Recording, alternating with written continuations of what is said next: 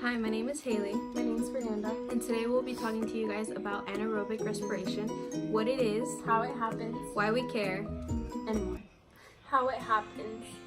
In humans, anaerobic respiration takes place when the oxidation of glucose is incomplete, leading to less energy being released. The ratio being about 1/9 of what it would be with aerobic respiration. In the process of anaerobic respiration, we start off with glucose. Then, when oxygen is absent, it leads to the production of half the energy being released, with the other half turning into two molecules of a 3-carbon molecule called lactic acid. In order to get rid of lactic acid, we need oxygen, which then converts into carbon dioxide and water.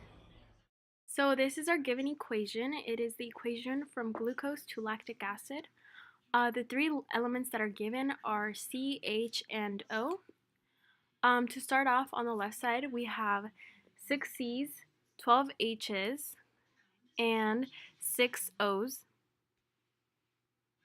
And on the right side, we have 3 C's, 6 H's, and 3 O's.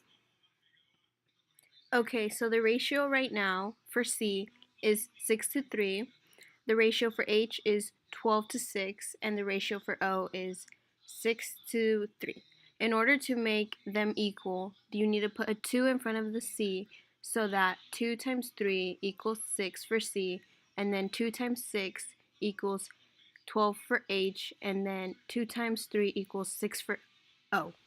Okay, so why we care? We care about anaerobic respiration because it provides the energy that we need to function properly throughout the day. It also helps when we are doing strenuous exercise. For example, when one is playing sports, our body can run on energy that we have stored up. But when all that energy is released throughout the time playing, anaerobic respiration comes into play and helps give one that extra bit of energy that they need. Lastly, anaerobic respiration helps us understand how our body works during this period of time. So we have our balanced equation, which is C6H12O6 to 2C3H6O3. The question asks, how many grams of glucose, C6H12O6, do I need to make 10 grams of lactic acid, C3H6O3? So you start with your given, which is 10 grams of C3H6O3. You multiply it by the conversion factor, 1 mole of C3H6O3 over 90 grams C3H6O3. You get the number 90 because it is the molar mass of C3H6O3. You take the molar mass of each element, C being 12.01 times 3, H 1.01 times 6, and O 16 times 3. Once you add all those numbers together, you should get 90. After that, you multiply it by the mole-to-mole ratio of the equation, which is 1 mole of C6H12O6 to 2 moles of C3H6O3.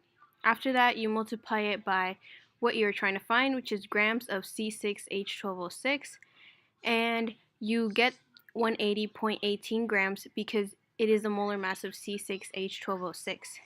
Once again, you find the molar mass of C, H, and O, which is 12.01 times 6, for H is 1.01 times 12, and for O is 16 times 6. After you make sure you cancel out all your units, you get left with 10 divided by 90.09 times 1 divided by 2 times 180.18. Once you do that math in your calculator, you should get 10 grams of C6H12O6, and that is your answer.